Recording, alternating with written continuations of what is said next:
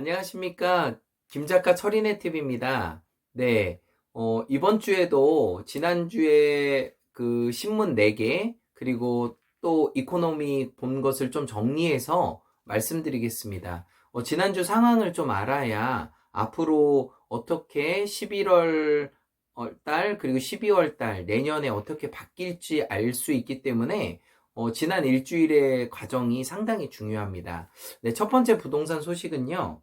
빠숑 김학렬 대표가 내년 부동산 시장에 대해서 얘기를 한 건데, 이제 이렇게 생기신 분이에요. 이제 이렇게 생기신 분인데, 이분이 내년이 부동산 그 전세난이 더 심해질 거다, 안 좋아질 거다, 이렇게 좀 쓴소리를 많이 했습니다. 정부 정책 임대차 3법부터 시작해서 상당히 많은 20번 이상의 부동산 개정이 있었는데 결과적으로 부동산이 가격이 다 올라가게 됐거든요. 어찌됐든 올라가게 됐기 때문에 추가적으로 국민들이 집값이 올라가면 처음에는 웃을 수 있어요. 왜냐하면 3억 하던 게 10억 하고 10억 하던 게 20억 하면 나중에 팔면은 이게 내 돈이 될 거라고 생각을 하잖아요. 근데 조금 더 생각해 보면 보유세가 늘어나고 있어요. 그리고 10년 뒤, 20년 뒤에 집값이 지금처럼 높을 거라고 수도 있지만 또 떨어질 수도 있거든요. 그러니까 여러 가지 변수 속에서 부동산 가격이 무조건 올라가는 것이 좋은 거는 아니에요. 그래서 이제 김학렬 대표가 이런 거에 대해서 좀 쓴소리를 많이 하고 있습니다. 지금 또 다주택자에 대해서 지금 나라에서 세금을 많이 때리고 있는데 통계를 보면 9만 명이 더 늘어났어요. 그래서 2019년도에 228만 명이 2주택 이상 자라는 거예요. 그래서 보시면은 이 표 자체가 계속적으로 다주택자들이 늘어나고 있는 추세예요. 그래서 이런 상황을 좀 예의주시할 필요가 좀 있습니다. 네, 네. 다음 뉴스입니다. 이제 규제가 점점 심해지다 보니까 대다수의 사람들이 주식으로 가는 방법이 있고요. 두 번째는 부동산이 아닌 곳으로 가는 방법이 있습니다. 그것이 이제 빌라 투자예요. 빌라 투자가 지금 계속해서 좀 늘고 있습니다. 서울 빌라 매매가 아파트를 추월했다는 얘기가 있고요. 또 전세난과 맞물려서 무주택자들이 또 이 빌라로 또 가고 있다고 합니다. 그래서 지금은 빌라를 사자, 이런 내용이 좀 상당히 많습니다.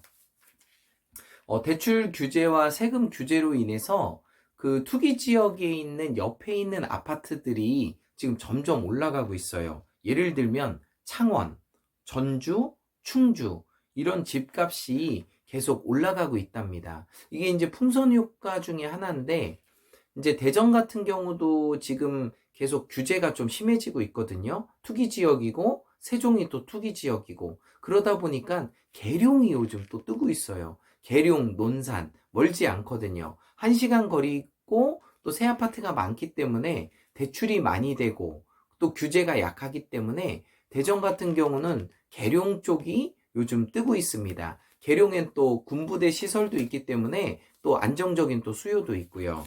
네. 다음 뉴스 보겠습니다. 요거 좀 재밌어요. 헌법 14조라는 게 있는데, 헌법 14조가 뭐냐면, 모든 국민은 거주 이전의 자유를 가진다. 쉽게 얘기해서 헌법 14조라는 것은 우리나라에 살면서 이사도 마음대로 할 수 있고, 또 파는 것도 마음대로 할 수 있다. 이것이 헌법 14조입니다. 근데 이 사설에서 이것을 뭐라고 썼냐면, 집을 마음대로 살 수도 팔 수 없는 나라가 되었다. 서울 같은 강남 같은 경우는 특정 지역에 대해서는 이것을 집에 대해서 파는 것도 소명을 해야 되고 또 자금 출처도 해야 돼요. 근데 이제 재밌는 게 구청에서 허가를 해야 돼요. 구청에서 허가를 하지 않으면 집을 팔 수가 없습니다. 이제 이런 상황이 되다 보니까 헌법 14조가 이게 이상하다, 이렇게 이제 사설에서 하고 있는 거죠. 우리나라는 헌법 14조에 이사와 사고 파는 것을 마음대로 할 수 있는 민주주의 국가입니다. 네. 다음 뉴스 보겠습니다. 요것도 좀 재밌어요. 그 이상우 인베스트 투자 대표와 그리고 이광수 미래에셋 수석연구원이 내년 그 집값에 대해서 좀 논쟁을 했습니다. 보시면 이분들이에요. 이분이 이상우 대표고 이분이 이제 이광수 이제 분이신데 내년 집값에 대해서 그 이광우 그 대표님은 내년에 돈이 더 풀려 집값이 오른다고 하고 계시고 또 이광수 수석연구원님은 내년에 다주택 물건이 쏟아져서 10% 이상 내린다고 돼 있습니다. 이 두 분이 이제 아주 유명한 분들인데 내년 집값이 떨어질지 올라갈지 이분들의 얘기가 누가 맞을지 기대되고 재밌습니다. 네. 다음 뉴스 보겠습니다.